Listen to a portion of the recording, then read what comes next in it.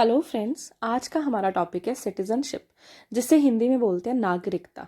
तो आज इस लेक्चर में हम ये देखेंगे कि इंडिया में जो नागरिकता है वो कैसे मिलती है और कैसे उसको टर्मिनेट कर सकते हैं।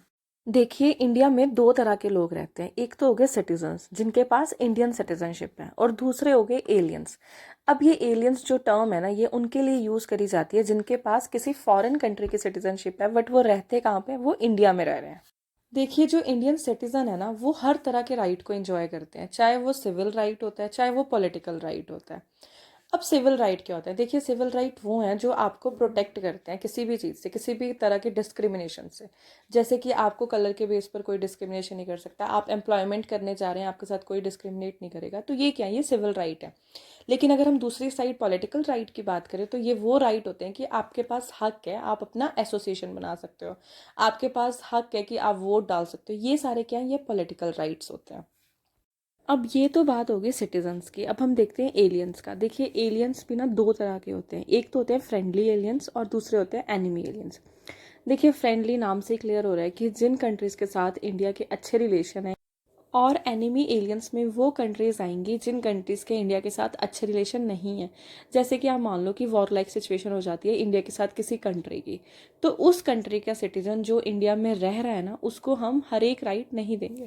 अब देखिए, एक तरफ तो है इंडियन सिटीजन, ठीक है, और दूसरी साइड आप एग्जाम्पल मान लो कि अफ्रीका का कोई सिटीजन है और वो फिलहाल के लिए इंडिया में रह रहे हैं। ठीक है, तो इन दोनों को जो राइट मिलेंगे ना देश में रहने के, वो अलग अलग होंगे। अब ये राइट कौन कौन से होंगे ना, ये हमारे कॉन्स्टिट्यूशन में मेंशन कर रखा है। जैसे कि आर्टिकल नंबर 15, इसमें प्रॉपरली लिखा है कि कोई भी इंडियन सिटीजन के साथ किसी भी तरह का भेदभाव नहीं होगा। ना तो उसको आप ये बोल सकते हो कि आप इस धर्म के हो, आप ये काम नहीं कर पाओगे। ना आप उसको कास्ट के बेसिस पे कुछ बोल सकते हो, ना ही आप उसको सेक्स के बेस पे बोल सकते हो कि हाँ जी आप लड़की हो या आप लड़के हो। ना ही आप उसके प्लेस ऑफ बर्थ के बेस पे बोल सकते हो कि आप वहाँ पैदा हुए। इसीलिए हम देखते हैं कि कहीं पे भी अगर जॉब्स निकलती हैं, हम लोग कर सकते हैं, हम कहीं भी जा सकते हैं, मतलब कोई किसी तरह का डिस्क्रिमिनेशन नहीं होता किसी। नेक्स्ट आर्टिकल है आर्टिकल नंबर 16। देखिए, इसमें लिखा गया है कि हर एक इंडियन जो है ना, उसको अपॉर्चुनिटी प्रोवाइड करो सरकारी जॉब्स में आने की। ठीक है, कोई भी गवर्नमेंट जॉब निकलती है तो ऐसा नहीं है कि कोई इंडियन सिटीजन है और वो एलिजिबल नहीं है, हर कोई एलिजिबल है। नेक्स्ट जो राइट मिला हुआ है ना इंडियन सिटीजन को, ये बहुत ही ज़्यादा इंपॉर्टेंट है किसी भी डेमोक्रेटिक कंट्री के लिए, जो कि है right to freedom of speech and expression. देखिए, राइट टू साइलेंस मीन्स अगर आप नहीं बोलना चाहते तो आप चुप रह सकते हैं, ये आपकी इच्छा है। ये भी एक मौलिक अधिकार है। और जो राइट टू प्रेस है ना, वो भी आर्टिकल नंबर 19 में ही आता है। और जो नेक्स्ट इंपॉर्टेंट राइट है, जो सिर्फ और सिर्फ इंडियन सिटीजन को ही मिलता है, वो है आर्टिकल नंबर 29 एंड 30। ये क्या है कि आप अपने कल्चर को प्रोटेक्ट कर सकते हो। अब अगर किसी ने मान लो एमपी या एमएलए का इलेक्शन लड़ना है, तो उसके लिए उसको इंडियन सिटीजनशिप चाहिए। कोई फॉरेन का इंसान आके एमपी या एमएलए का इलेक्शन नहीं लड़ सकता।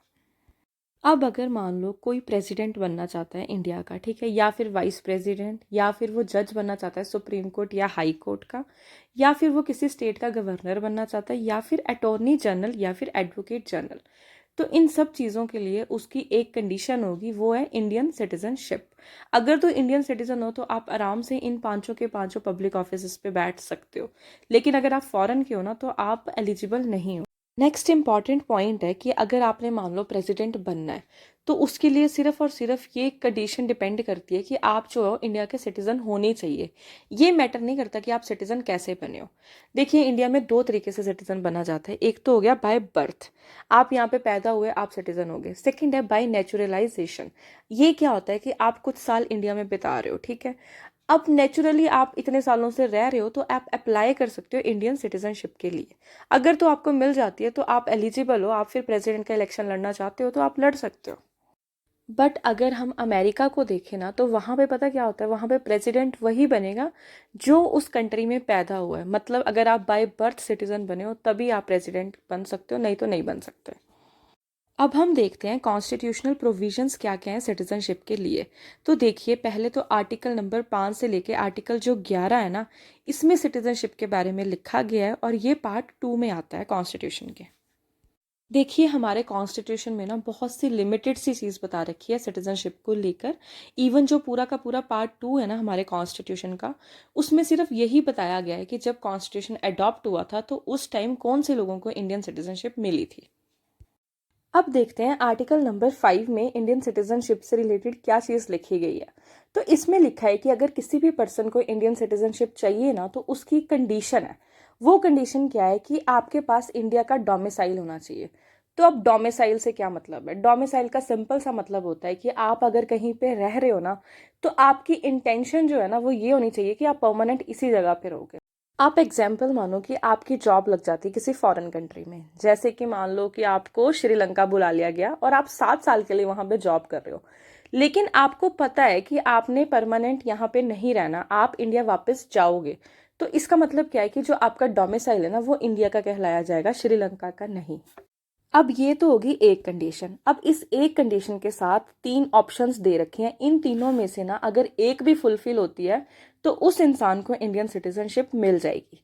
अब वो 3 ऑप्शंस क्या क्या हैं देखिए। सबसे पहले तो ये है कि या तो वो इंसान खुद इंडिया में पैदा होना चाहिए।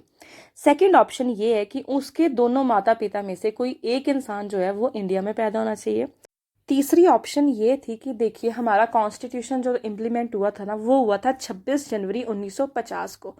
तो उस दिन, जिस दिन वो इम्प्लीमेंट हुआ, उस दिन से अगर कोई 5 साल पहले से इंडिया में अगर कोई रह रहा है तो वो इंडिया की सिटीजनशिप एक्वायर कर सकता था।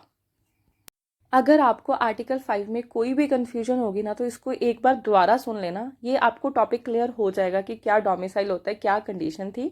लेकिन हाँ, पहली बार अगर आप सुन रहे हो सिटीजनशिप से रिलेटेड तो ये आपको थोड़ा कॉम्प्लेक्स लग सकता है।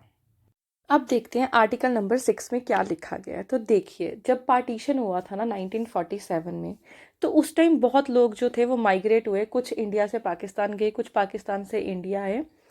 तो इस चीज़ के लिए आर्टिकल नंबर 6 में लिखा गया है कि अगर कोई इंसान पाकिस्तान में रहता था और वो माइग्रेट कर कर इंडिया में आ गया, तो उसको अगर सिटीजनशिप चाहिए तो उसके लिए क्या क्या कंडीशंस हैं।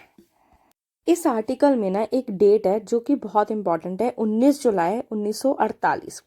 तो इस दिन से पहले जितनी माइग्रेशन हुई या इस दिन के बाद कोई इंडिया में माइग्रेट कर कर आया, इन दोनों को ही जो सिटीजनशिप मिलेगी ना वो आर्टिकल 6 के तहत ही मिलेगी। पहले हम देखते हैं कि अगर कोई इंसान 19 जुलाई 1948 से पहले इंडिया में आ चुका था तो उसके लिए क्या क्या कंडीशन थी। तो देखिए, पहली कंडीशन तो ये थी, या तो वो इंसान यहाँ पे पैदा हुआ हो इंडिया में, या तो उसके पेरेंट्स में से कोई एक, या फिर उसके ग्रैंड पेरेंट्स में से कोई एक जो है वो इंडिया में पैदा होना चाहिए। और दूसरी कंडीशन ये थी कि जब वो माइग्रेट कर कर आया ना, उसके बाद से वो कॉन्टिन्यूसली इंडिया में ही रह रहा है। ये दोनों अगर कंडीशन फुलफिल करता है तो उसको इंडियन सिटीजनशिप मिल जाएगी।